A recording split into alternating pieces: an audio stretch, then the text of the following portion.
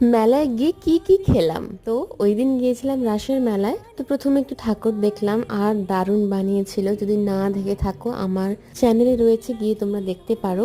দারুণ বানিয়েছিল, দেখে একদম মন খুব ভালো হয়ে গিয়েছিল। আর তারপর মেলায় গিয়ে যেটা না করলে না সেটা হচ্ছে খাওয়া। তো প্রথমে অনেক খাবার দোকান ছিল। প্রথমে একটা জিলিপি জিবে গজার দোকান দেখতে পেলাম, আর জিবে গজাটা আমার খুব প্রিয়। এখন সব জায়গায় পাওয়া যায় না, তো এখানে দেখে মনটা খুব ভালো লাগলো। তো একদম তাড়াতাড়ি করে বাড়ির জন্য নিয়ে নিয়েছে। আর তারপর খেলাম ভেলপুরি। তারপর সব থেকে প্রিয় জিনিসটা খেলাম, যেটা হচ্ছে পাপড়ি চাট।